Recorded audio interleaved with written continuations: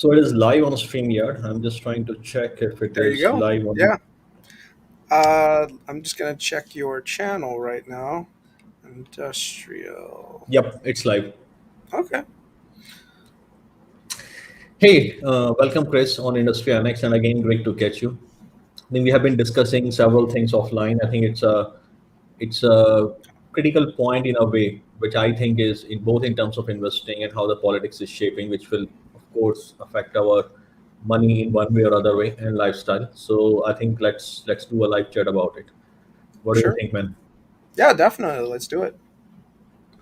So, why don't we start with the idea why does even geopolitics discussion matter in growth investing? Okay, what do you Um, think of it? I would say it has a huge part because there's a lot of nuances and there's a lot of laws that come around that kind of can dictate industries, right? So a lot of times industries are still evolving and legislation is not exactly there. So when you have different companies have a product that's out there that's growing really fast, it may be detrimental to society. And if it's detrimental to society, eventually, laws will come out that kind of prevent that uptake in growth, right? So here's an example. Airbnb is a disruptor for the hotel industry. Everyone and their mother loves Airbnb, but it ended up being really corrosive to the affordability in New York City. So then New York City kind of came up with some laws that said that we have to limit the number of Airbnbs. It's kind of the same thing with regards to any macro level things too. Like you look at right now, like TikTok, right? Um, some people say that TikTok is almost like a cancer on society right now. And some countries have actually outright banned TikTok completely. So that just goes to show you that, just, when you're in an industry that's relatively new, which is most growth companies, they're usually playing by a doctrine that was similar to how Facebook did their, not, who was it? Was it Facebook that just said, just do it, break everything, and get the slap on the wrist later, saying, "Oh, I didn't know."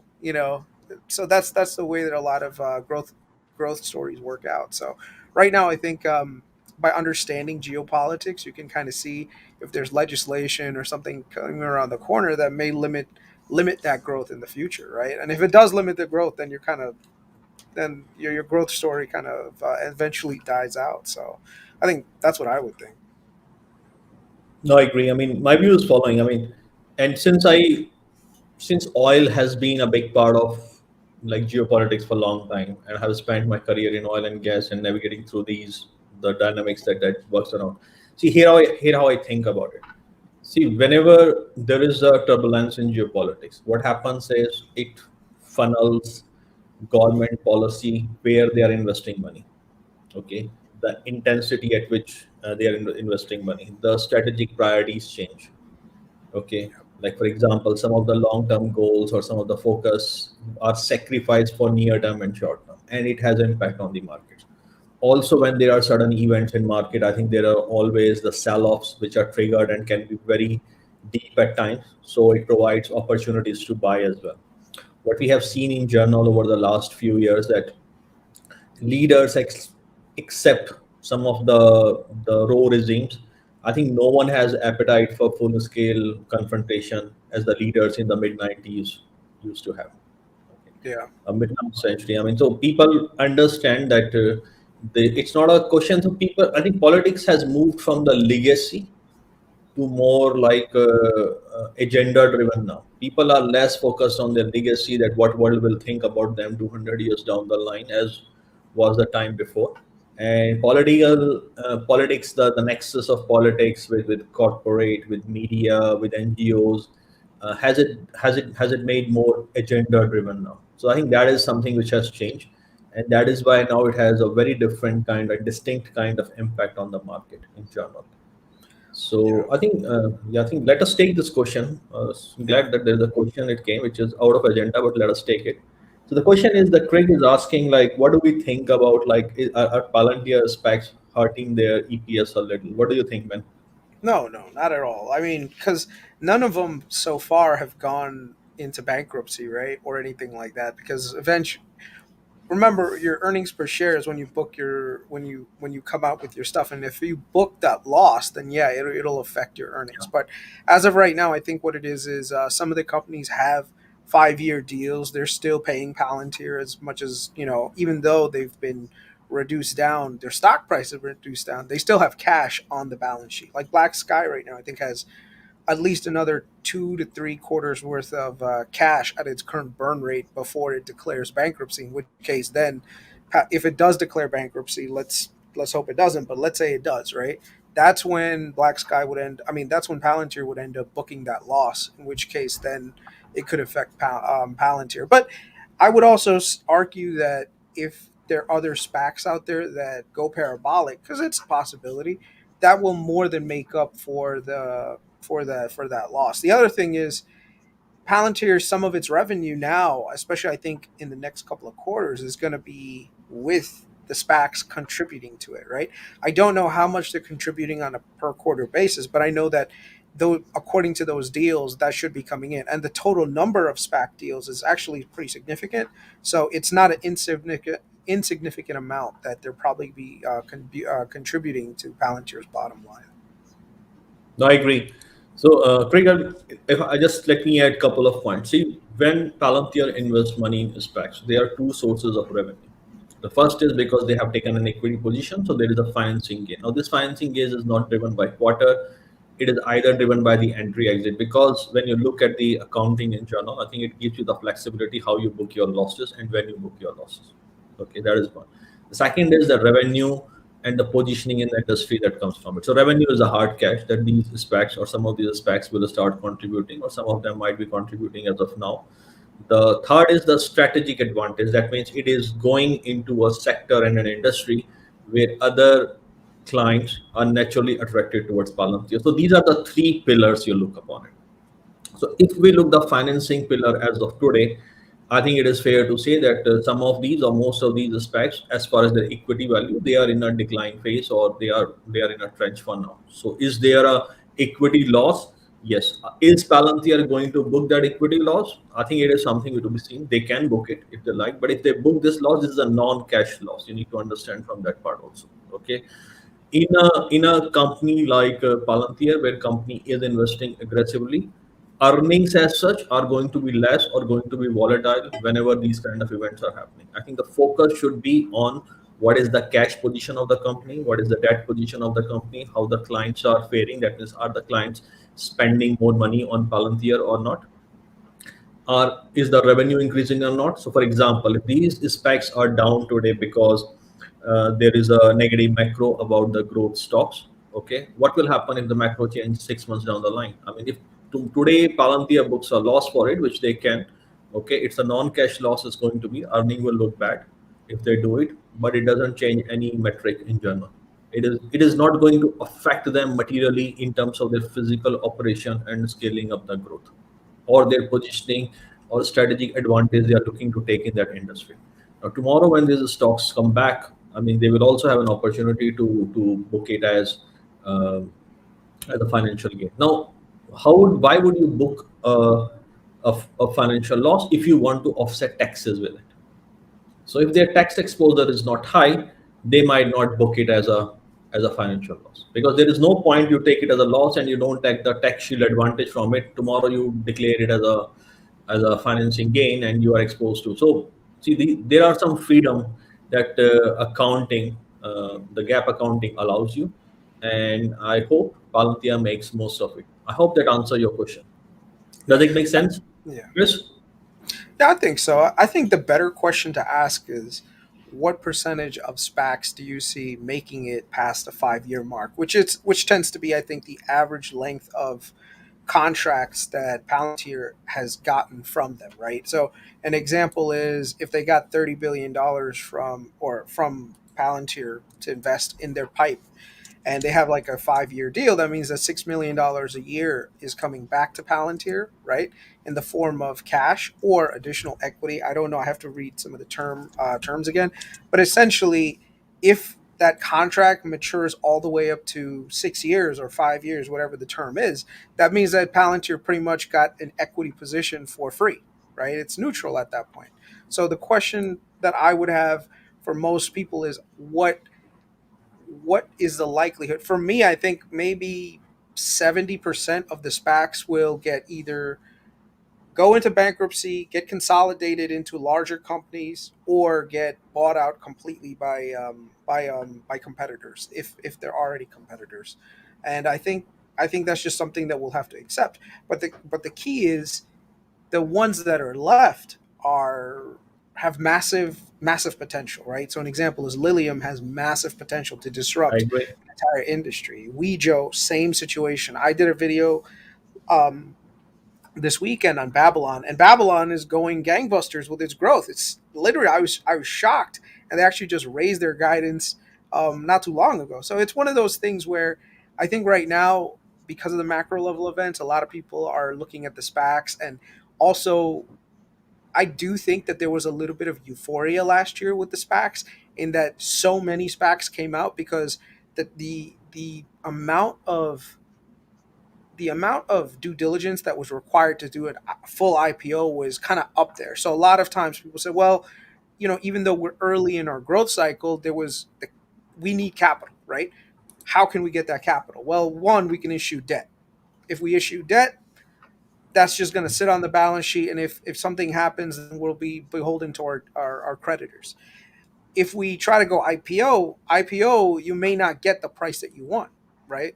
So with the SPAC deals and the valuations that people were willing to pay on these SPAC deals, a lot of companies said, you know what, even though we're early in our growth curve, we need the capital, so let's do these SPAC deals. And it was some people feel like retail got shafted a little bit on the SPAC deals, and I agree, believe it or not. I think that a lot of these SPACs are complete trash. Not the ones that I Palantir agree. has invested, but a lot are. And even among the ones that Palantir has invested, there's a few that I don't necessarily understand the logic behind it, but I do understand that the value proposition behind some of them. So I would say the total number of SPACs that end up making it to the 5 year term should be our target to see what it is, and if there's any potential for some of them to grow beyond and they could be 10xers or even 100xers. You never know. No, I agree. I think people need to remember that Palantir has done SPAC investment, and like Chris mentioned that he did a video on Babylon. I did a video on the Palantir SPAC strat. You need to that what Palantir is trying to do here with the SPACs. I mentioned that companies in the tax space are growing much faster than they used to be. So if you have a product that is serving only the large legacy industries and you make slow progress to the other end, some of these industries will already be quite big. What is the challenge for Palantir today in the large legacy industry? That they do not have a dominant position despite having a good product. So what do you want? You want that kind of dominant position in the industries that are going to go mainstream and going to become quite big in size. So the investment, if you see, and this is actually a very big difference between Foundry for Builders and Palantir SPAC. Palantir SPAC is focused on frontier industries, frontier ideas. Okay, it's a risky bet, but it's a high risk, high reward game. Okay, until and unless a company goes bust, and there will be companies that will go bust. There is no doubt about it. There will be something. Okay. The question is, will they get their bet right on companies like Lilium, Roviant, okay, I mean Babylon, okay, Circos. I mean, there are so many of these companies. If they get it right, they will get a prominent position in the industry. They will also get good revenue, and they will make more money actually from the financing means as well. I mean, it's a strategic investment. It's not investment, and that is what we need to remember when it comes on Palantir Spec. So it is risky, and now we are in the trench. So it is part of the game in my view. So The other, since we are on the, so please go I was ahead, going to say, Chris. yeah, I was going to say the other thing is Palantir is well hedged. So unlike other pipe investors that are purely in it with just financing, Palantir is actually getting revenue back, right? So every year, Palantir is getting some of that money that they gave to them back in form of revenue, right? So that hedges your bet. So an example is if, let's say, after 4 years the company, you gave them 25 million, you had a deal every year, 5 million to come back to you. By your fourth year, you already got 20 million back, right? So whatever equity you have left, even if it gets liquidated by, by 80%, and you get pennies on the dollar, like 20 cents on the dollar for the remaining assets, because remember, these companies have remaining assets, you're still in the green. So you're essentially hedging your position. So I think these SPAC deals were a really good idea for Palantir to really get themselves out there, and also to capitalize on additional growth drivers in different industries. That makes sense. So, Chris, we are topic on the Palantir. I mean, and since our focus for discussion is geopolitics, and in this case, I mean, just clarify everyone who is listening now, live now, and recording later. The geopolitics here only mean like politics. It's the interconnection of politics, markets, and whatever emerging in terms of COVID. Okay, whichever way you want to see it, is a mixture of that we are discussing. So, how do you see Palantir positioned in the emerging scenarios in market and in geopolitical tensions overall?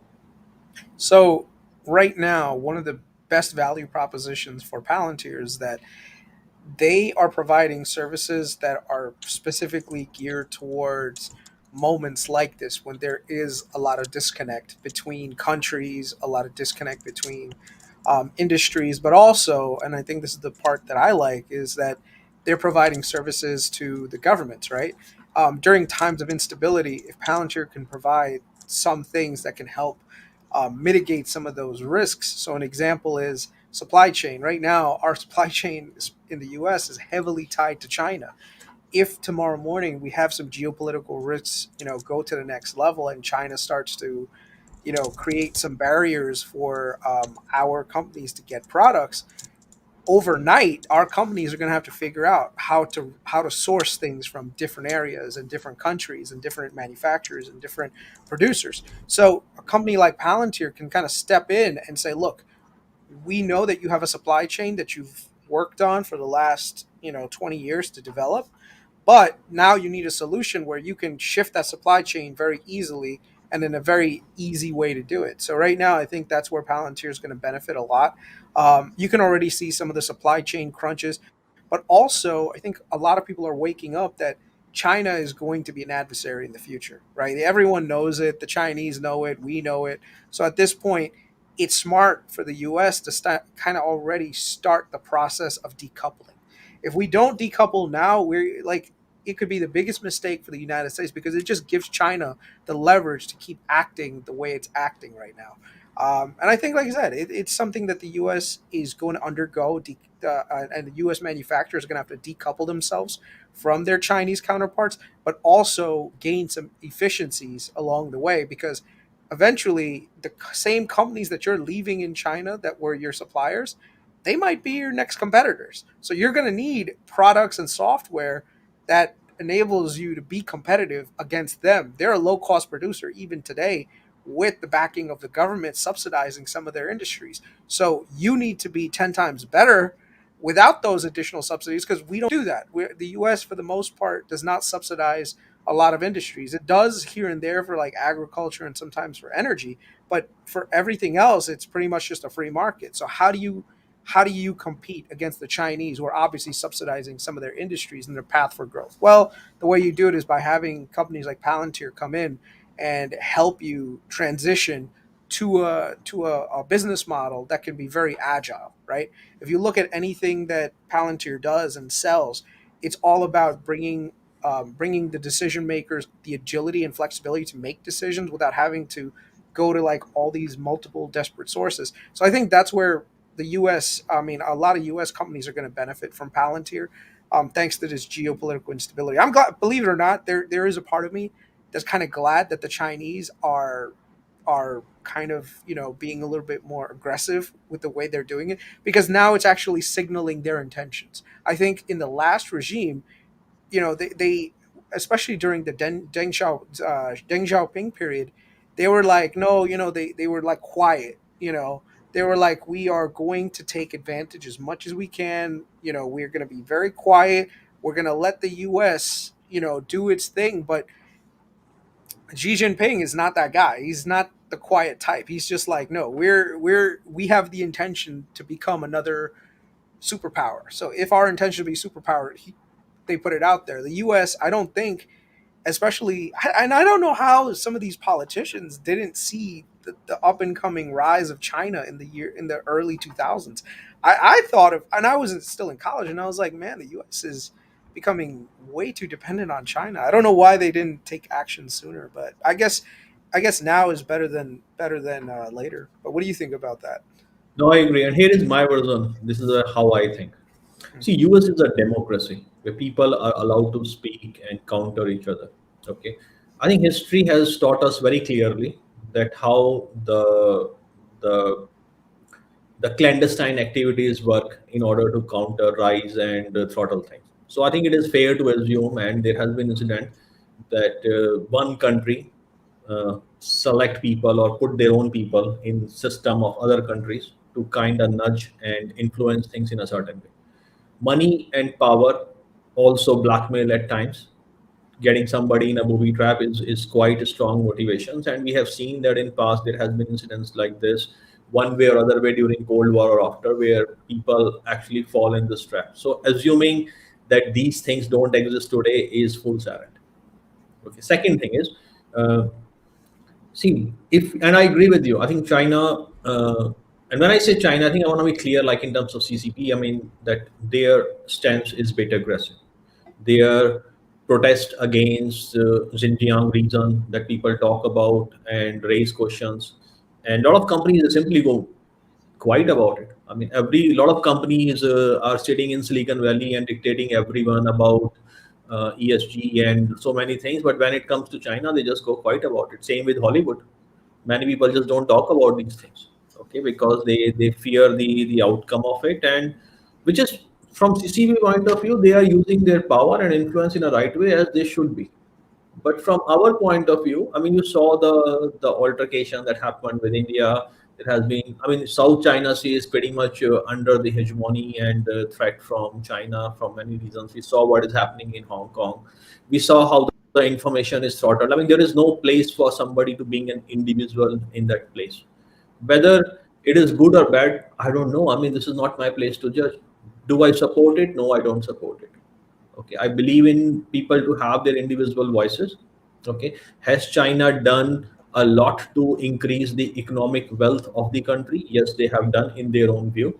Okay, they have increased the wealth and influence of China. Has it helped everyone in China? I don't know. Is it what Chinese want? I mean, I don't know, because the way the news come, you don't know what's free speech and what don't free speech. But from Chinese point of view and from CCP point of view, they are making best of their resources. They are using their influence as they should be in a tactical strategy game. Okay, the onus is on other countries, and like, I mean, see the case of Europe. I mean, Europe is literally at no place. Their countries, I mean, if you start looking countries individually in Europe, I mean, from the supply chain and energy dependence point of view, the situation is actually very bleak. So Yeah. why you have gone into why did you choose a path that led you to this, and assuming that you have no clue? I think that's not right. People knew exactly what it's going to be. I mean, like for example, so when I was in doing my MBA and we used to do supply chain and operations management, I think there was always a discussion of like we're discussing business models like Zara. I remember there was this back company in California, and we were discussing that why these people are manufacturing places back home at such a costly pace, because they were playing a different game.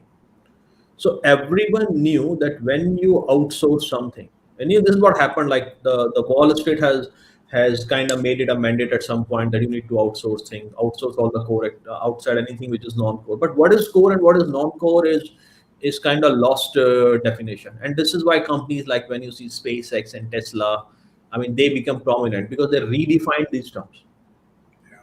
Okay, and now advantage what happened is like when things were being manufactured and sourced from China. I mean, a lot of these companies, like for example, if a company is assembling iPhone in China and expecting that the nuances of building iPhone are not leaked in China to other companies, and I mean, I don't believe in that. Okay. Also, see, like for example, in case of like EV, for example, I ask you, Chris. I mean, go back to the world where, I mean, we only have the option of ICE cars. I mean, I used to dream by BMW, Mercedes. Okay, German engineering has its place. Japanese cars have its place. US cars have its place. Okay, would you buy a Chinese car that time? I think Chinese car has to have, they have a long entry barrier to cross these things. But in a world of EV, I mean, people will Tesla will immediately start looking some of the Chinese brand also. I mean, at least at this particular point, the Korean, the Japanese brands are nowhere to be seen compared to Chinese brand. Even like German brands are struggling, even with all their cloud. So, think from China point of view, who's trying to dominate the industry and the supply chain. I mean, they will go all in on these things. So, Well, this is why I think something like Palantir to me is important, because people who are making this decision, whether be in the administrative circle or in the business circle, they need to understand the consequences of these strategic moves, and what node in a value chain is how much dependent and how much control. It's a strategic advantage, and people make these mistakes. And you know what happens, sometimes people say, oh, we were not aware. Yes, you were not aware, or you said you were not aware, because nobody can put this end to end on a chart in front of you. But if it is put right on your face, even if you have vested interest, you just cannot say ki, yeah, I deny it. yeah. I Okay. mean, when I look at some of the reasoning behind a lot of the geopolitical decisions that were made in the early 2000s, I think I've read a few books on it, and I think the thinking, especially during the Bill Clinton time when the Chinese were kind of being ushered into the WTO, was that if China were to economically develop and progress, that they would naturally fall into, go towards democracy, right? They would go towards freedom as the standard of the quality of life improved for its citizenry. They would start to demand for more rights, and I think that started to happen. But then someone like Xi stepped in and said, "You know what? We need to crack down because our way of governance is being threatened right now." And that's why I don't think necessarily that the intention for Xi originally was to be more autocratic, but kind of like he was pushed into that role, and now that he's leaned into it, he's got to go with it for the rest of the time. The other thing is, it's actually hurt China a lot. I don't know any.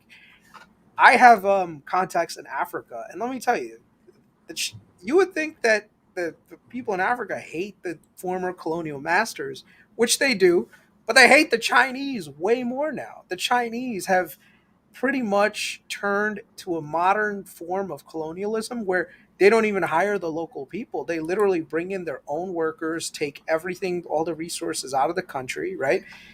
um, get the country and some of its politicians addicted to the debt, have them sign these super unfair deals. And now the Chinese have basically set up shop in all over Africa. They did the same thing with the ports in Sri Lanka, right, to get a strategic advantage. So I think the Chinese right now are making some really big missteps, which is probably going to cost them. And I just want to touch back on the Chinese. For some reason, even over the last 20 years, they have not come up with products that have become synonymous with, like, I'm talking like physical products that have been synonymous like all over the world. For some, they're really good at copying, but they're terrible at innovating. And when you have a society that's not based on freedom, you don't have the freedom to innovate, right? And if you don't have There the is no freedom to incentive. There is no incentive to innovate. I mean, yeah, this is exactly what people have discussed in past. Like, whenever there was incentive for innovation, like sometimes we talk about the societies now which didn't evolve for hundreds of years because there was no innovation, there was no incentive to innovate, and I totally agree with you on that one. So leading into that, okay, now what we are seeing, and let's focus our discussion. Let me take okay onto like Tesla and EVs. Okay, so we know that like how Chinese are playing. I think at this time they are playing alpha game in EV. There is no doubt about it. Okay, I mean they are having even the Tesla production in China is actually emerging. So there are two things I wanna have your opinion on it. mm, So first thing is, when we talk about like EV car inspection expansion in general, it's pretty much like two things we are talking. First is the Tesla has its own league, and then everything else is trying to kind of match it in some way or other way or dislodge it. Okay, how do you see Tesla at this particular point going forward? And if you would like to reflect on, like especially the decision or discussion that happened between Tesla and Indian government, because I see like there's a lot of. I mean, I am a Tesla fanboy, and in Tesla fanboy there are people sometime they. I mean, they simply go and they say, "Oh, India is doing wrong about it." I have my So own view about it. So what do you think about it?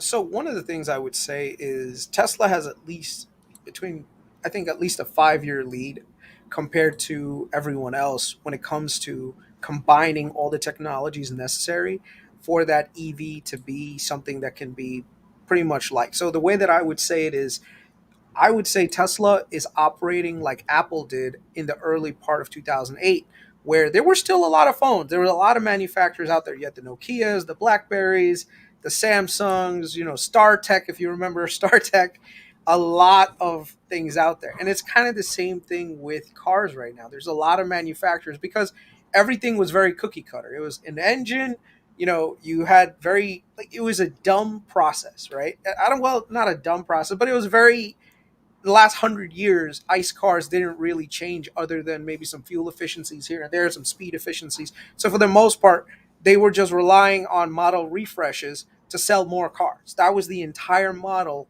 that they had. And then they would try to compete against each other to build a little bit better product.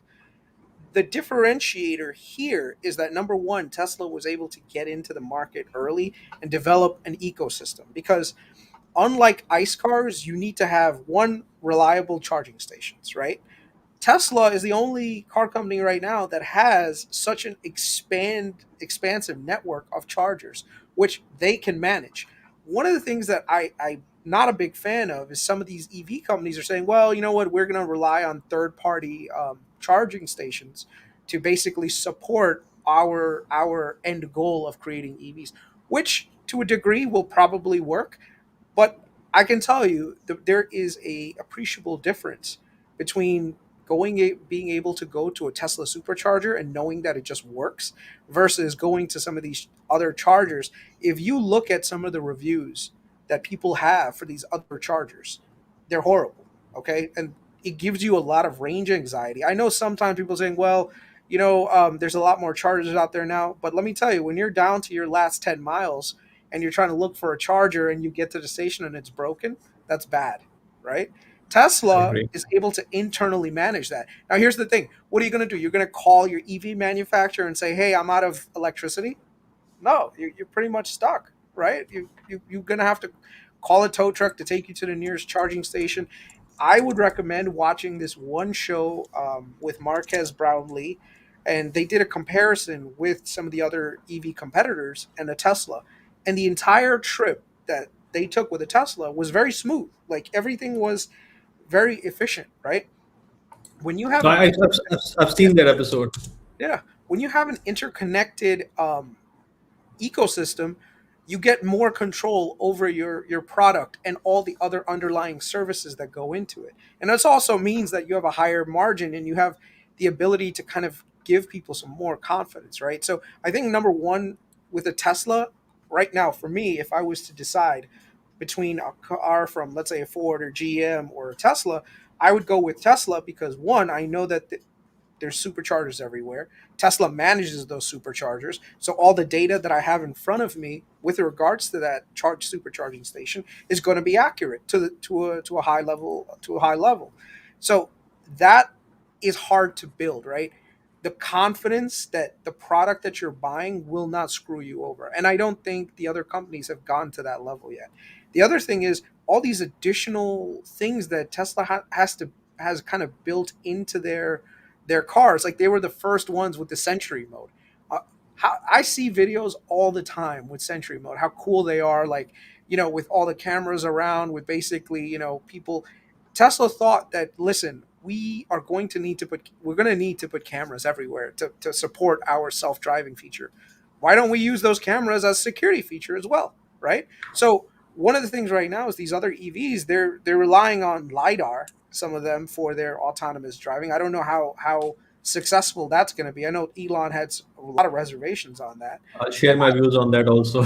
Yeah, and so it's going to be one of those things that will probably work to Tesla's favor.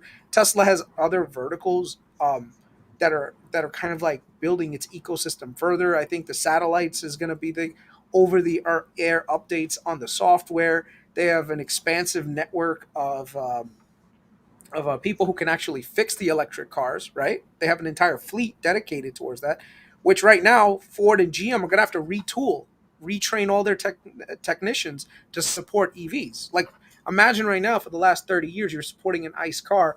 You're going to need to be trained how to support an ICE car, which guess what? Tesla already has, right? So I would Yeah. say right now, Tesla's got about a 5 year lead. The only thing I would say is it's Tesla's game to lose if they don't keep innovating to the point where people want to keep buying their cars, right? I think the other cars manufacturers eventually, especially the weaker ones, are going to have to get folded in and consolidated into some of the other larger players. And some of them are probably not going to survive. I think we're going to see a very similar situation that happened to the phone happen here, where you're going to have the Apple of the world, which has a healthy market share. I'm not going to say they're going to have the majority of the market share because iPhone doesn't have majority of the market share, but most of the profitability that comes from Apple is there. So right now Tesla Yeah. is going to be the same thing where I think Tesla is going to be probably one of the most profitable EV makers. The other ones are going to be fighting each other for number 2 position. I agree. Let me address now, like for some of the things. Let me just take this comment first. And this comment is about like, did you see Palantir and Tritem? I mean, Tritem, we know that. I mean, they are in the business of direct charging. So let me explain like what I think about it, and especially also this along with Viso, like the EV OS. See, the reason these big companies and large companies have failed to make this end-to-end ecosystem that allows many players to go and offer services in between. If they can make a good horizontal that can cut across many car makers, okay, it they create the same kind of niche. If I have to take the common analogy, like Intel created between the PC makers, okay, that means it becomes a niche on its own, okay. So even that time, like Apple was going, Intel has a niche across that was cutting across all the PC makers. So there is an opportunity for that. Having said that, it is to be done. It has not yet scaled up. It is promising, but it has to go mainstream. So there is an execution risk and there is an acceptance risk that goes with it. The way I see that, there are many companies who wants to go in EV and they don't have these functionalities. So in terms of total addressable market and requirement for customer, it exists. So now it is Palantir and these companies' games. Same way like Tesla has to take to lose. If they lose it, they will be blamed for themselves. Their approach is right, their idea is right, and their market timing. I mean, it makes all sense, but it is to be done. That is one part. The second part is, I mean, the way I see Tesla, I think, and I have maintained this view for a very long time, and even today. See, everything we see in Tesla, like FSD, like the Optimus, and all those things. See, everything makes sense because of one thing, that is Tesla is selling EV. So the focus success for Tesla will always be defined by how many EVs it is sold. Right? If it sells more EV, it can sell a lot of add-ons on it. It can sell insurance, it can sell FSD, it can sell a Yeah. lot many other things. So the focus number for Tesla is how many EVs are it selling. Sometimes people say, okay, Cybertruck is delayed. Yeah, it doesn't matter. So question is this: you want to deliver 900,000 vehicles with 10,000 Cybertruck, or you want to deliver 1.1 million vehicle with no Cybertruck for that years based on the resources you have. So people get entangled in this thing. The one single number that matters for Tesla growth, and it is kicking ass of everyone in the industry, is how many EVs they can produce and deliver, and how fast they are growing. Their cash is improving. They literally have no debt. Okay, it's very limited debt compared to their equity, and they are going aggressively against almost everyone. Now think from a GM and Ford point of view. I mean, they have a lot of debt, and people say, oh, this debt comes from their financing. Debt is debt, no questions asked. Somebody has to pay for it. The second thing is, see, there is a view that ICE will transform into EV. Okay, this is a very volatile and violent transition. Yeah. See, ICE industry has built over economies of scale with fragmented business models. You remove 20% of demand, the profitability is gone across the value chain. Yeah. Okay, so everybody who's thinking, so what will happen? What will happen is there will be distress in ICE industries. Okay, they will need money and financing from government, and that's why a lot of them has an EV initiative just to be open for that kind of grant and everything. But having money is one part, and having execution excellence is another part, which a lot of these companies have not shown at this aggressive scale for a very long time because they have not been challenged. The third part, I mean, this is something which is very personal to me, is um, when you see, like, when, I mean, I'm a Tesla fanboy. I'm Indian. I mean, no one would be. I mean, I would be as happy as anyone and proud if Tesla goes to India. But you have to think tactically also, like that India will be benefited by Tesla when Tesla does manufacturing in India. No questions asked about it. Hmm. If Tesla comes to India and they're trying to sell, yes, it increased the awareness of brand in India. Okay, but it doesn't help Indian EV ecosystem. Tesla in China, when they started manufacturing, everybody else around is benefited. So if you don't apply the, so what Tesla is going to see 100% import tax? Yes, every premium car company sees that tax. I mean, Mercedes or any other company Yeah. which is trying to manufacturing outside is going to come, because see, India is not a developed country. India is trying to become. So, if in India there are companies who don't have technologies comparable to Tesla and they are trying to help accelerate India EV transition, why put them on back foot by Yeah. disallowing them? People say that India don't like Tesla. I mean, which prime minister has actually went and sat in a car with the Elon Musk? I mean, Biden has barely spoke Tesla first time. Hmm. I mean, Indian Road and Transport Minister has said that he said in Tesla and they are the best cars. I mean, who endorses this better than that? See, also given India's equation with China, I think it is very clear that India is not comfortable importing cars from China. I think it Yeah. is. So when you are going into a society, and I remember, like, there were a couple of Tesla fanboys went on a rant on Twitter and they said India is a corrupt country. It's very easy to say what is corrupt and what is not corrupt. Yeah. Okay, I mean, a lot of these distinction and these indexes you have made, I mean, they're driven by Western institutes. Yeah. India wants EV transition. There is no question asked. They have made it very clear. You come and you do manufacturing, we'll lay red carpet for you. But we are not going to bend rules for you. It's a democratic society Yeah. at the end of the day. Okay. Absolutely. So I would love Tesla to make, see, for example, if you allow, you have to think it strategically also. Tesla, if you allow Tesla to do it, others will ask also that why do you not allow the Volkswagen cars to come EVs? Or do you Yeah. want a country that is going to import EV, or do you want to be a country that is going to build EVs? So that's the strategic positioning country has taken. And in this particular case, I mean, I stand with the standing. I would love to see Tesla Gigafactory in India. I Yeah. mean, it's my dream to see that. But does it mean I don't think this topic strategically and emotionally as Tesla fanboy? No, I don't do that. I mean, I'm a business person. I mean, I advise people on topics related to EVs and energy and all this. I mean, I'm very clear on this part. The other part that I think is also worth, and you'll know this, just because the federal government is very open to having EVs come in and factories being built, the local governments, especially some of them, are actually on the opposition side unless they get terms that they want. May not happen, and this happened in India with regards to Tata, right? When they were doing the Nano, where they wanted to build in one state, and that state said no, we're not going to allow it to happen. There was protests all over the place. People were on hunger strikes, and then luckily Modi was what is that thing called? Governor of Gujarat at He the was the time said, chief "Hey, minister come of on, Gujarat. chief minister." Said, "Come on, let's go. We will figure out the land situation." Economically, it benefited Gujarat a lot, but right now that's the other thing too. Like I know Tesla tries to stay as vertically integrated as possible when they're trying to build anything out. That's the whole point of the Gigafactory, right?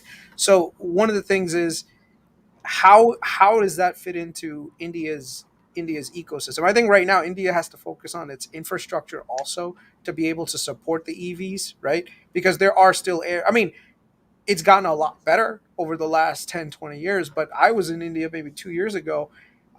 There's still a lot of areas. There's still a lot of development that needs to happen to support EVs. The one thing I will say that we have a more of a need for EVs than a lot of other countries because the levels of pollution that I see some places I are agree. so high, the air pollution.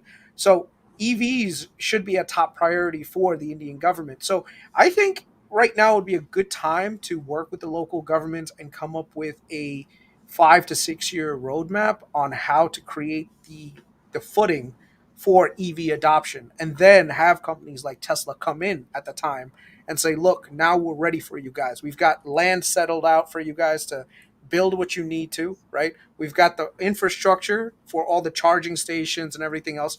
And one of the things that I think a lot of people underestimate about India that they really think they love about China is Indian people are very ingenuitive. Okay, like you will not believe the amount of cars in India that people have converted from gas to CNG. And I'm like, wait, y'all can do that? It's like, yeah, we do it all the time because the price of petrol is too high. They call it petrol, of course. We call it gasoline. It's too high, so we had to convert it. And I was like, I didn't even know that that you could do that. But that level of ingenuity, I think, is going to be big. I think India, the next decade, is going to develop. It's going to be a slow development process, but a lot of IT people, a lot of engineers that I know, they're like, nah, we're not leaving India. We're going to stay here. We're going to we're going to do more. So as the incomes rise in India, I think the ground layer for that for EV adoption is going to grow.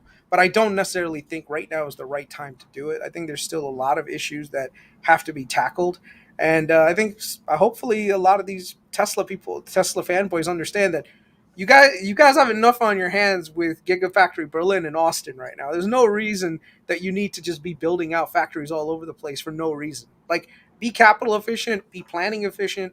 Don't stretch yourself too thin to the point where you're trying to tackle 5 to 6 other things all at the same time. So they've got a lot of things already on their plate, and I'm glad Elon made that decision not to go with the Cybertruck, because right now his focus should be scale. Let's scale up to the point where we're literally like pushing as many cars out as possible and not trying to retool just so that we can live up to a what is that thing called? Live up to a target on the Cybertruck, you know. So, No, I agree. I mean, and there's another thing. I mean, India has to ensure that the manufacturing is done in the country as much as possible.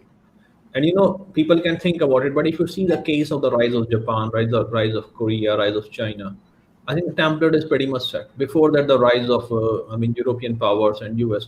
If you are going to have, and this is pretty clear. See, India is not an oil and gas power.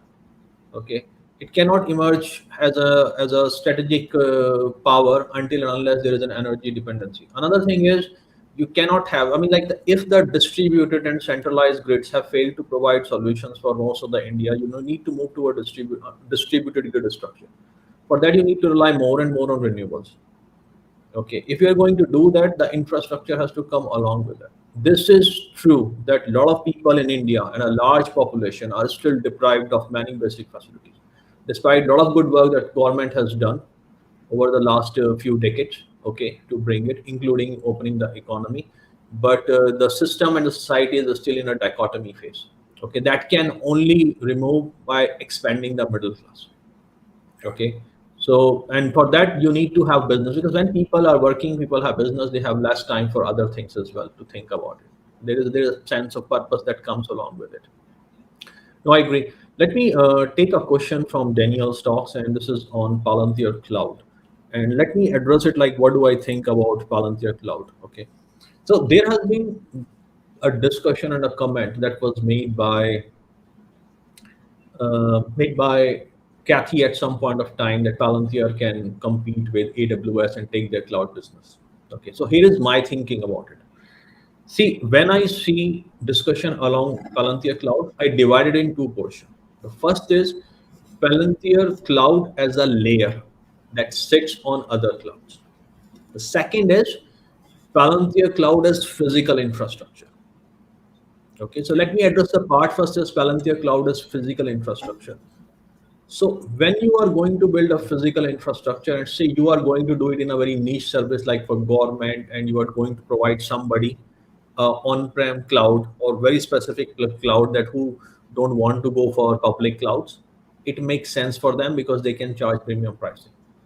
If they are trying to go in competition with AWS, Google, and Microsoft in the infrastructure, guys, these companies have are their biggest customers themselves.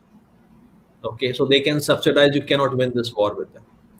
Palantir Cloud as layer, like for example, something that Databricks has, makes a lot of sense to me.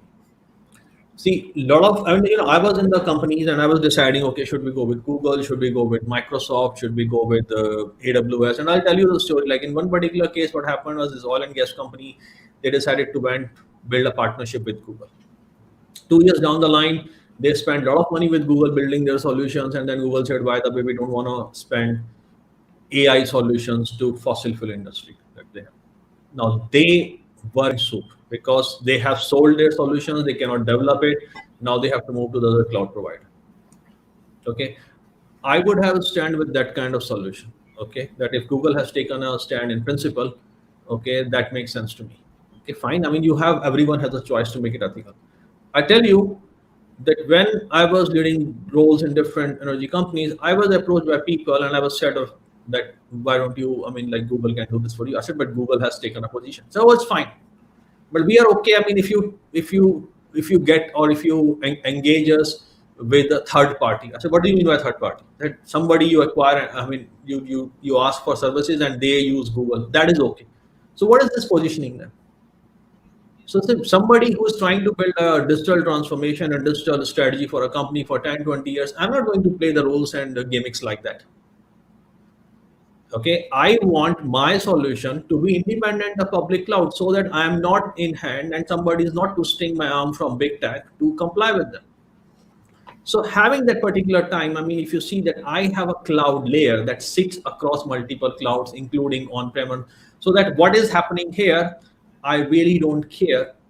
That makes a whole lot of sense to me. Can Palantir do it? Yes, Palantir can do it, and Palantir should do it. So I would also like to retract my statement. Like when I said Palantir should not do cloud business and everything is, I do not want them to burn their money in the infrastructure wars with big tech. If they do it, I will sell my position, no questions asked. If Palantir comes up something like what Databricks is doing, it's in a sense like Snowflake is doing to build a Palantir cloud layer that comes with even better and enhanced features, I'm all up for it. Yeah. Okay. What do you think for this, Chris? No, I agree. I think the model that everyone is going towards, even in my industry in healthcare, multi-vendor and hybrid infrastructure, where you have certain data sets that you're trying to keep on-prem and some that you're willing to kind of like outsource out. We have we have we have a data center that we use in another state as a backup to our stuff right now. So basically, all of our data is stored locally on our own on our service because we do have our own data center. We're a large healthcare system, and we have a lot of laws that require us to maintain a lot of security, and we felt that we could do a good job of it. But on top of it, we have a backup data center from a third party vendor that's taking care of all that stuff for us. So if Palantir tries to compete with AWS, Google, they'll burn all their cash in less than a year. I would say less than a quarter. There's no way that you could compete, especially right now with all the chip shortages, all the shortages on all the other materials that you need to get a data center up and running.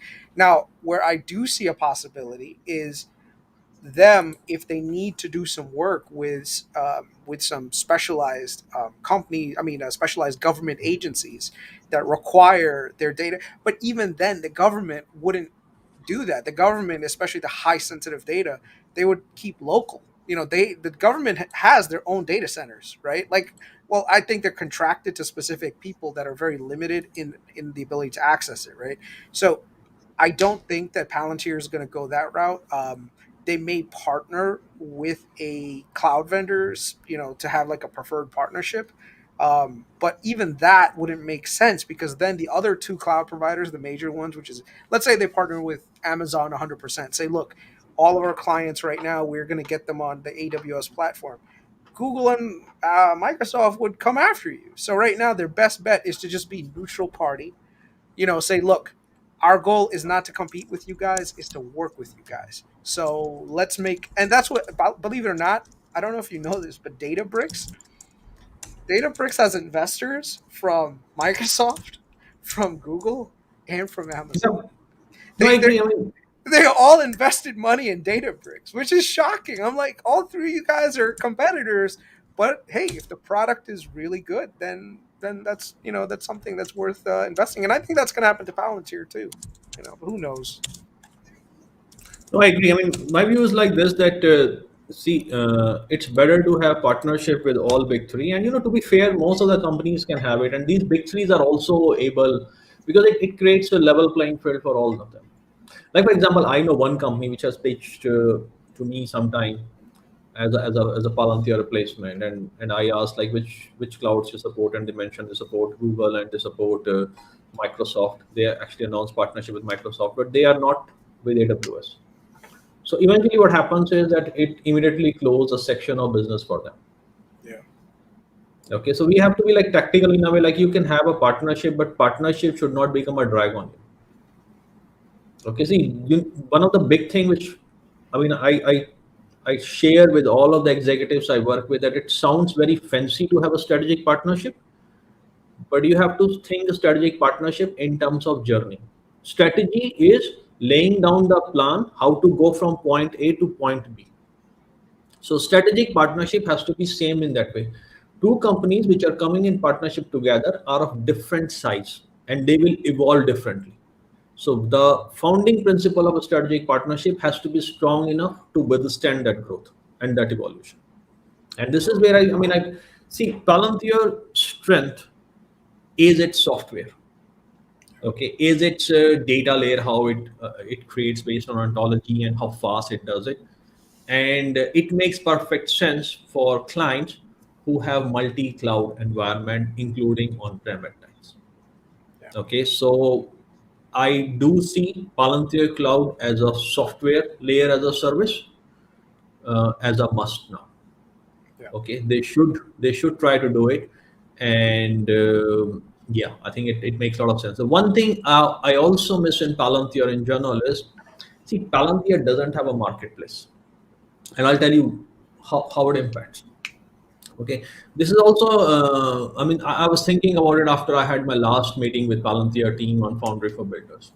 Okay, without going into any detail and revealing any confidential information, you see, think about it. What is Foundry for Builder is actually doing? It is enabling startups to use Foundry to build their products and services. Now think about it.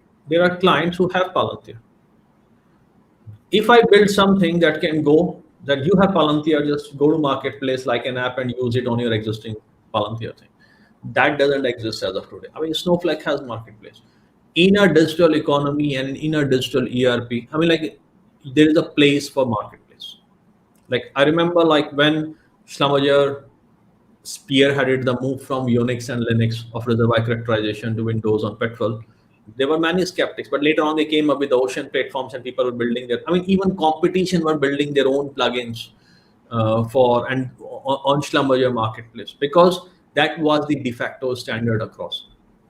Okay, so that is why I say like self-serving platforms and enabling. So, for example, you have sold Palantir to different people, and I want to sell my products on top of Palantir.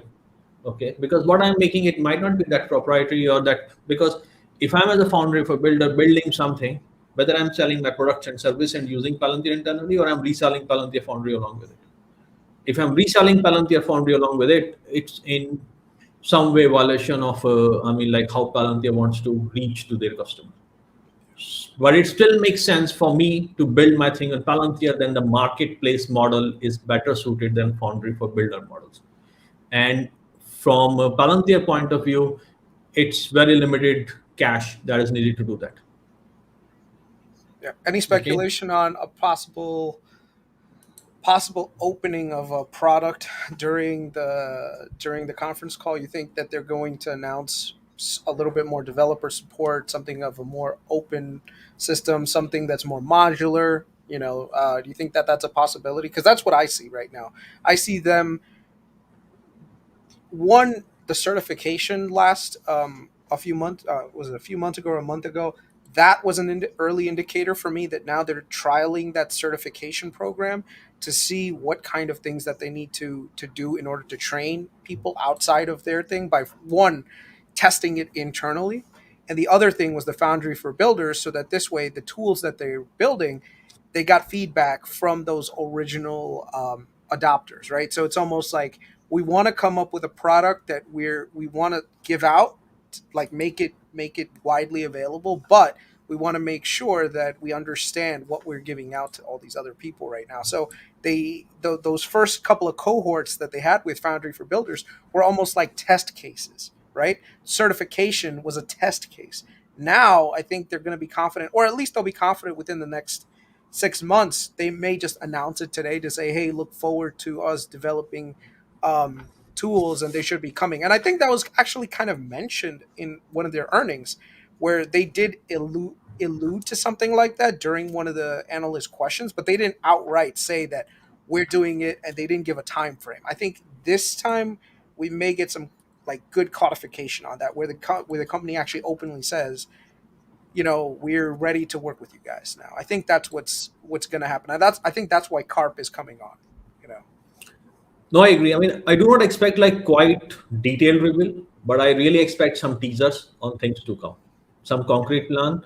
And I have discussed this in past. I mean, like uh, when Karp says that he doesn't care about Wall Street rules and he doesn't care about speculators, his focus is more on the people who wants to do things to to make money over stocks in near term. As a CEO, he is deeply invested in stocks. His employees are deeply invested in stocks. So I'm sure that he feels when the stock goes up and down. Okay, despite whatever, and because if the stock is volatile and his employees are under uncertainty, see, I was working for Schlumberger in 2017. I had options, I have RSU, the stock was declining. So when I had to make a call to leave Schlumberger and leave unvested RSUs and options to join BCG, my pain was not that big actually. Okay, so this is the reality. Another thing is like when the stock is down and you are hiring new people, it doesn't mean that you still need to give them stock equivalent to a certain dollar value. Okay, it's a negotiation is done at the price of stock for that day. So that means you will end up granting more stock than you should be at certain point. There is no SBC model that works on a stagnant stock price for a long time. Okay, so he has to ensure that the image of the company and the brand awareness has to dealing with what is currently. Company is doing fine. It is not GME or it is not AMC. It is not a boomer business which is trying to come out and do some miracle escape out of it. It is cutting as a next stage company. Okay, and it has to come across like this. This whole idea of that Wall Street has painted as a meme stock. I mean, it's a BS in my opinion, because the meme stock category is designed for the companies which are boomers business in one way or a dying business in one way and just trying to create some smoke and screen tactics to grow around it.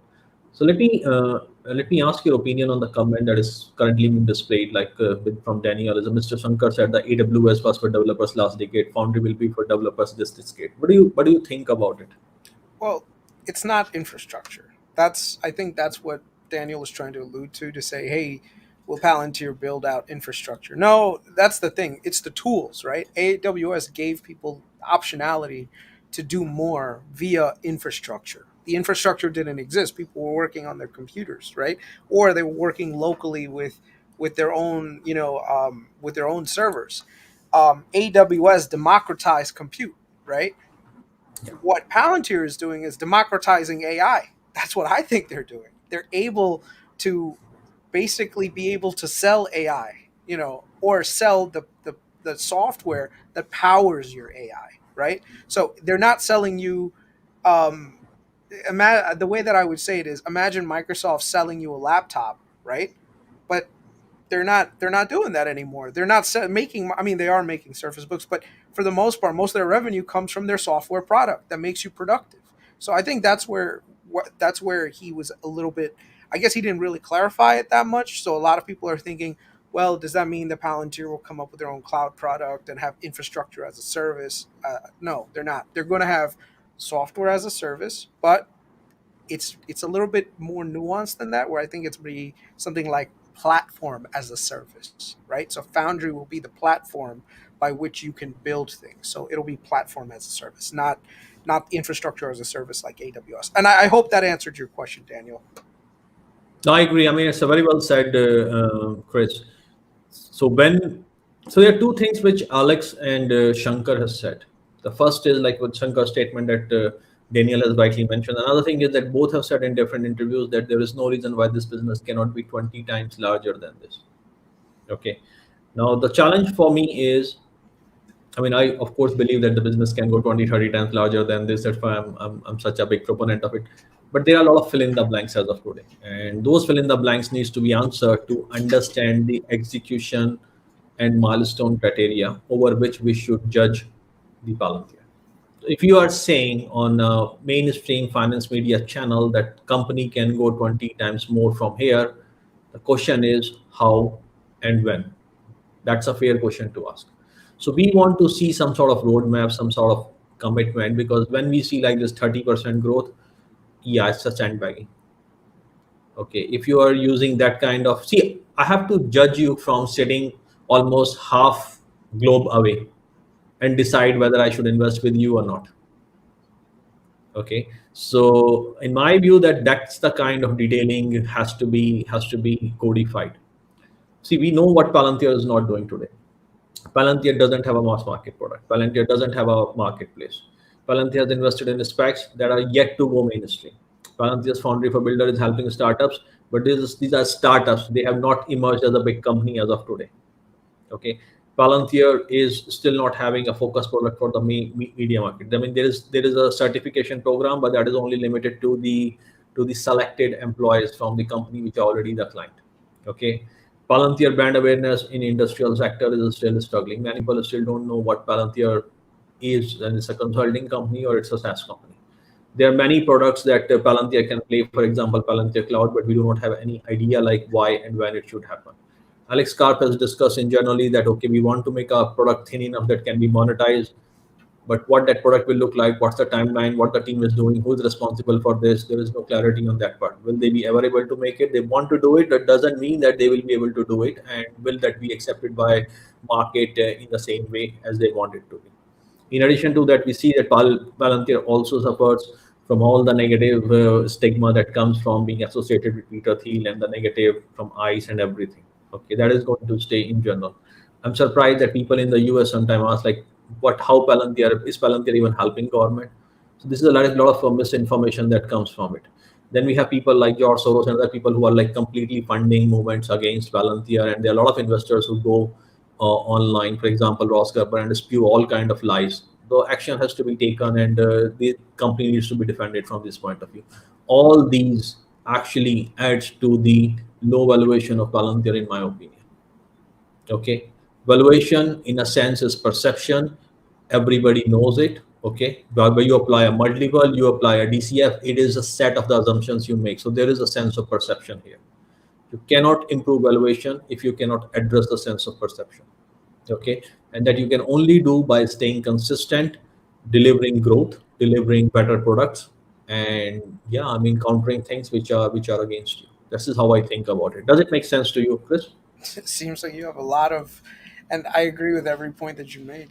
There's a lot of headwinds that Palantir is going to have to fight through to get to the point where they are going to be $1 trillion company like some people are expecting. So, my only advice to many of you guys on this call, or whoever is listening, or eventually when this is posted, is that know that there are a lot of inherent risks that come with investing in Palantir. This is not one of those companies that's just going to magically succeed.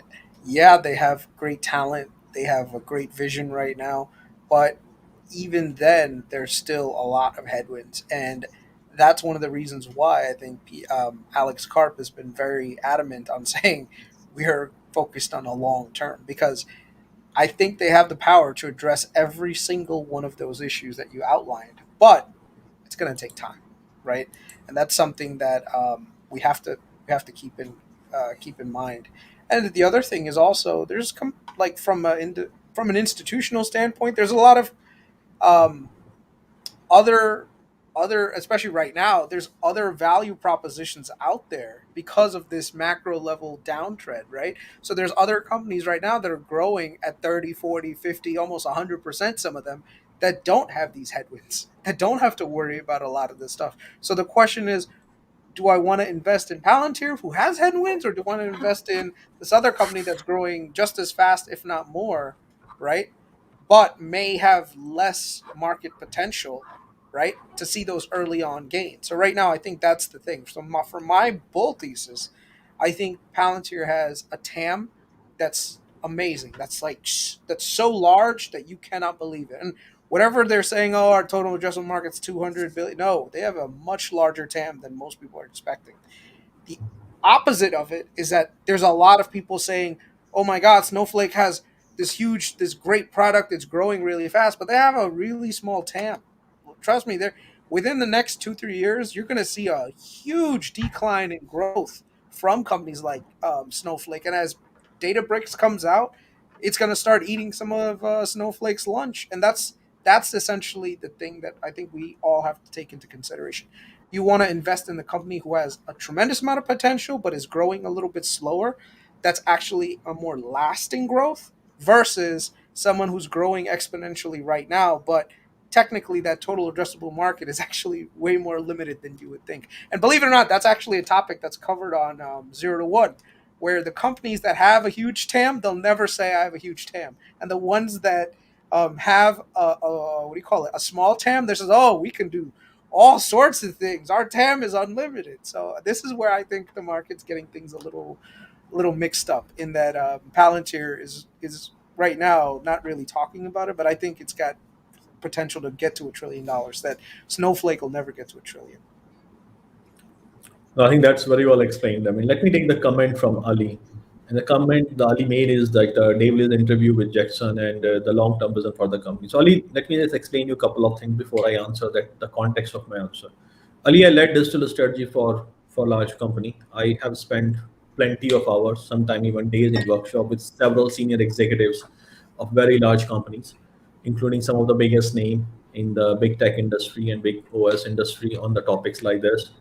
And yeah, I mean, I led large scale digital transformation. I spent 18 years in energy industry. So this is how I think. I mean, the the vision for Palantir is very well laid, and it is following.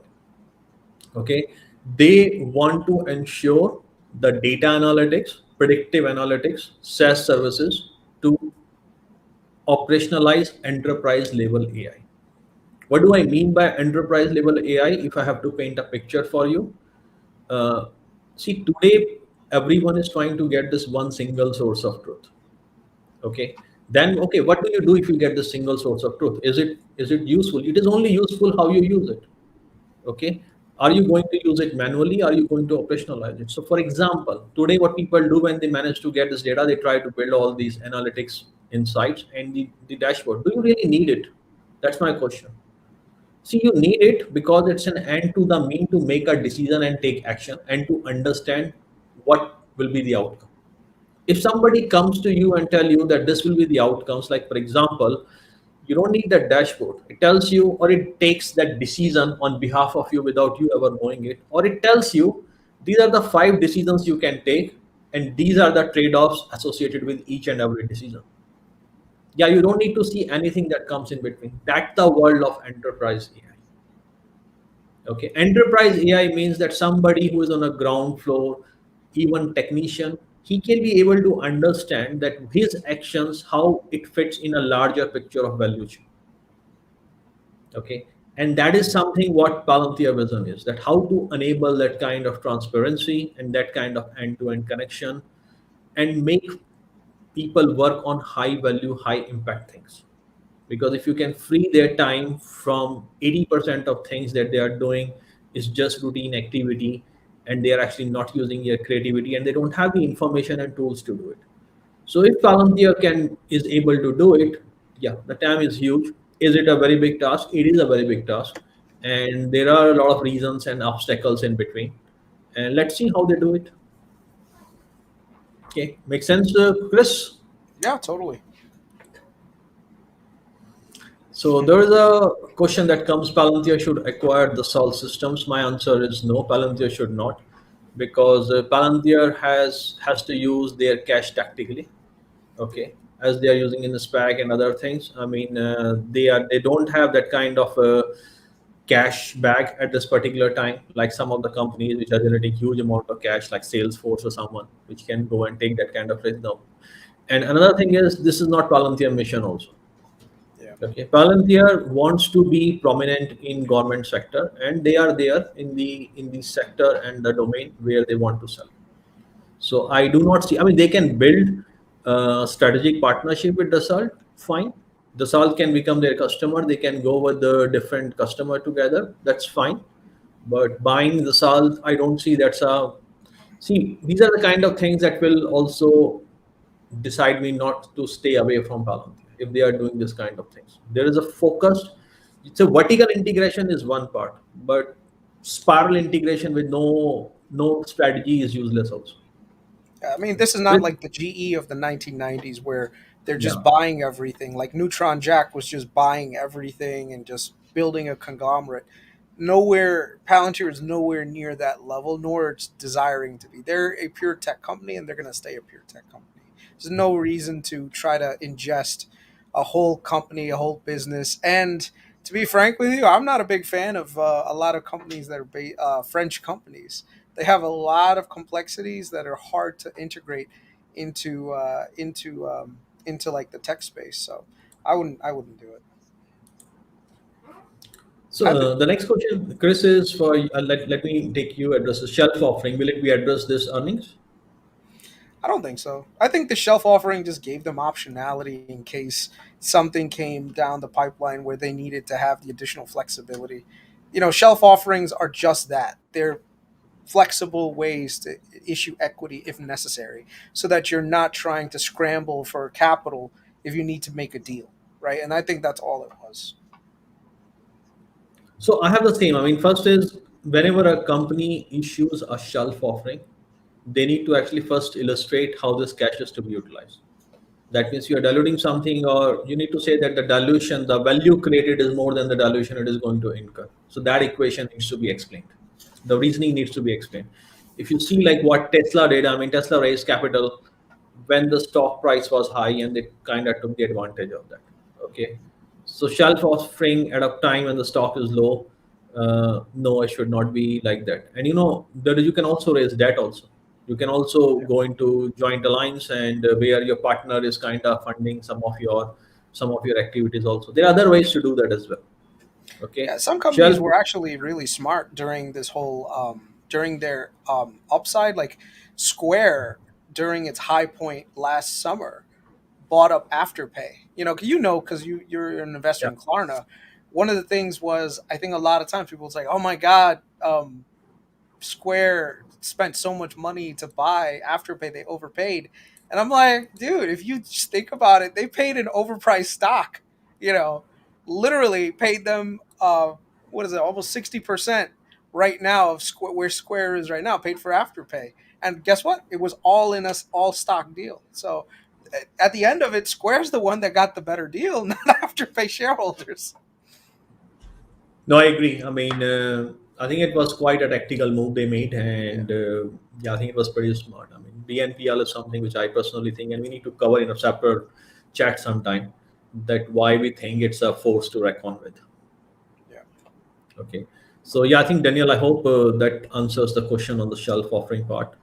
So now, Chris, we are in the last 10 minutes, and I know we have not covered a lot of the topics we plan to cover it. So we need to get back some time again to have Sure. a stream like this.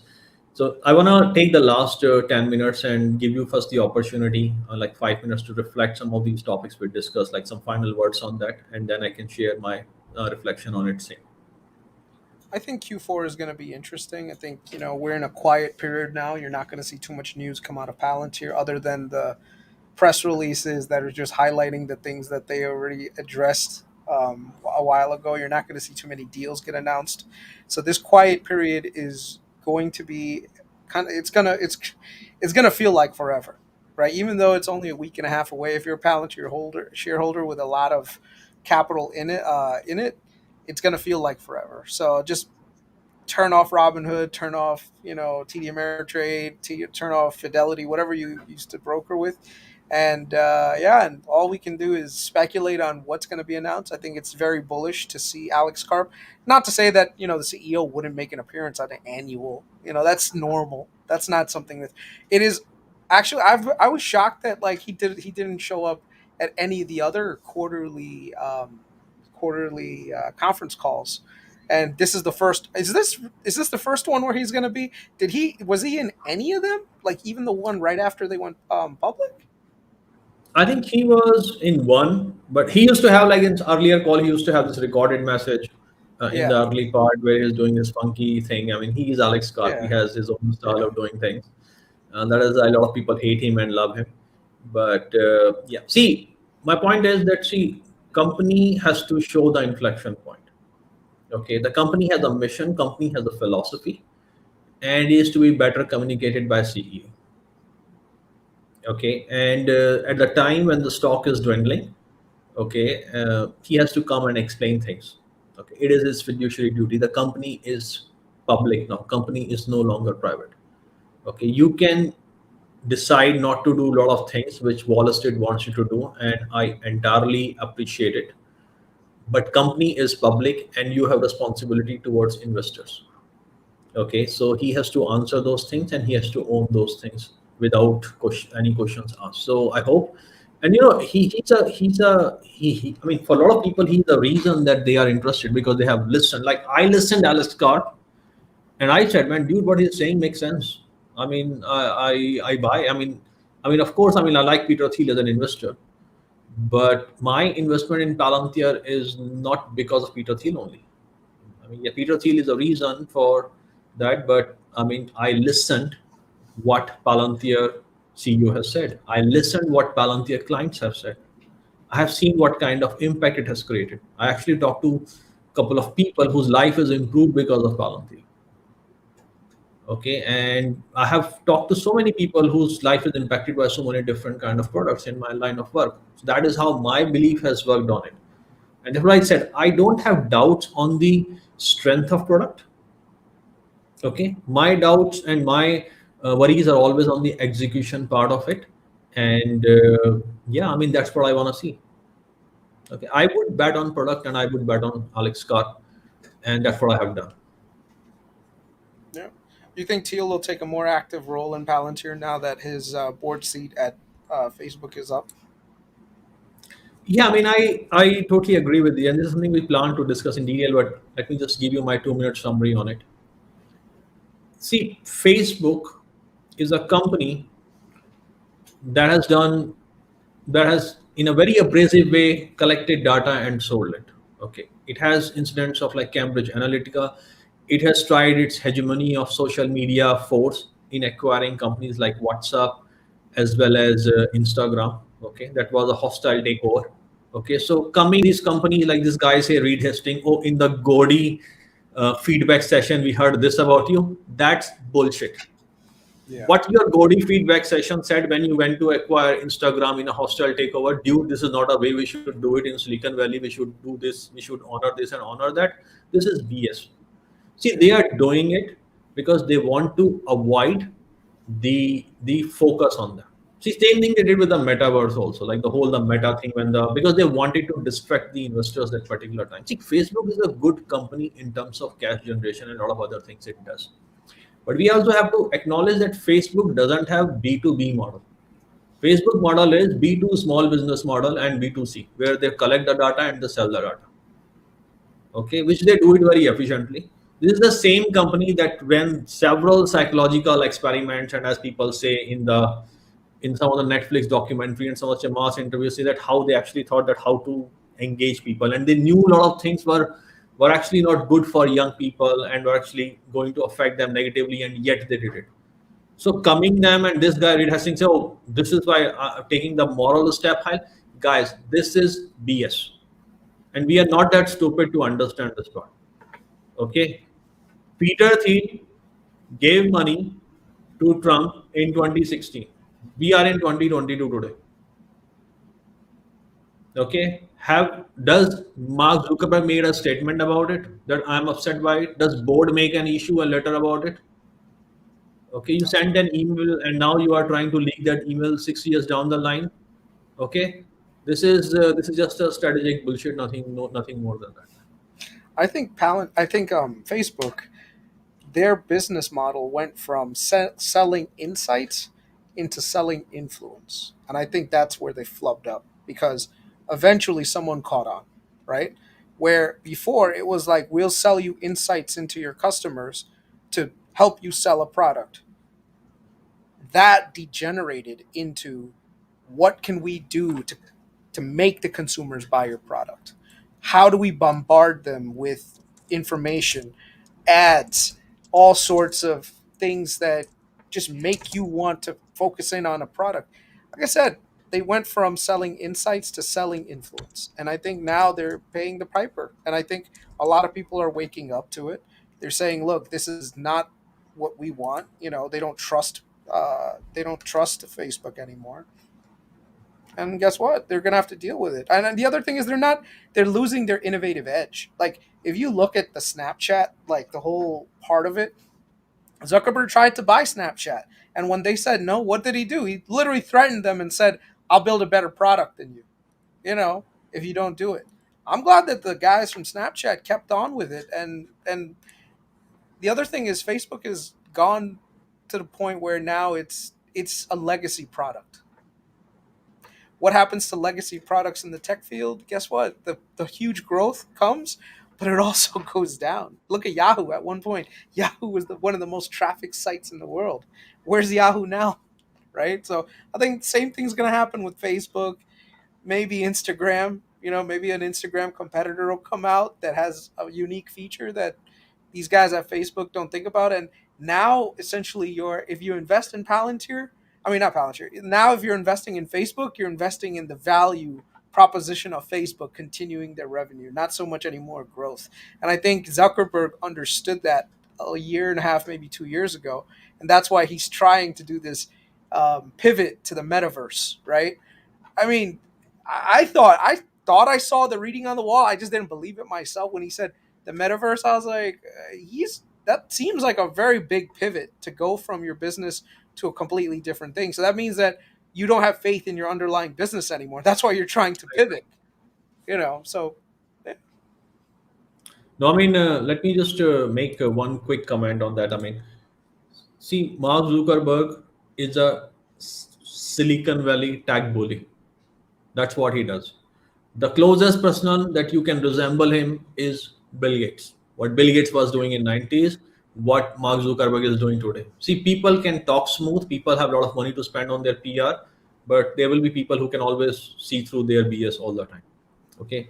This comment, like, what about Accelera? Do you foresee a partnership there with Palantir? My understanding is they probably have already a partnership. We don't know because Palantir, a lot of clients are not even aware, and there's a thiel there. There's a lot of the kind of work they do. I see a lot of commonality that and if it's not there, yeah, it can happen, but that's not something which, like for example, you see Palantir has a partnership with Rovient, and I'm investor in Atai, I'm investor in Palantir, so I follow the Rovient also very closely. So yeah, and Palantir has partnership with Mark and Centropy. So this is something where Palantir can add value, and whether Accelera has already it, we don't know because a lot of Palantir clients are actually not know. What do you think, Chris? I don't think so. I don't think they're partners right now in an official capacity, only because a lot of the technology that Accelera has is already proprietary. It's not necessarily that they need Palantir Foundry or its services. Now, Teal being on the board of both Palantir and Accelera just means that their business models might have a little bit more commonality. I spoke to somebody who actually was on the deal side, and their CEO Carl Henson is actually a big Peter Thiel believer. Like literally, um, want like Peter Thiel helped develop that business model, right? And one of the things, if you look at Peter Thiel is smart and he's pragmatic and he's opportunistic. I guess he told him at the time, look, you guys have this product in Bamlibanab, which is the COVID antibody. Right now, you will get the best valuation in the world. Like right now is the time you want to go public. So they went a time where their stock price was just almost like $60, $70. The underlying business is great, but it's going to take some time. And that's the same problem. Well, not problem, but that's the same thing that he did during the PayPal days, right? Where they went Yep. public during a time when capital was easily available. They knew a downturn was coming, but guess what? They were able to survive because they had raised enough capital to get them through that hump. And I think the same thing with AppSeller. AppSeller has got 800, I think almost $1 billion in cash right now, just sitting there. They're going to start to see revenue, but guess what? There isn't any new products that are coming down for at least another 2, 3. I would say maybe in 4 or 5 years. So until then, AppSeller is going to have to ride that cash pool for a prolonged period of time. Their cash burn is not that high either, so they'll be fine. I think AppSeller is another long term company that you want to invest in. Nothing that I would say that it's worth. Like it could shoot up to the moon tomorrow if they have a drug that comes out. I don't know. That's how the pharmaceutical industry works, right? So That makes sense.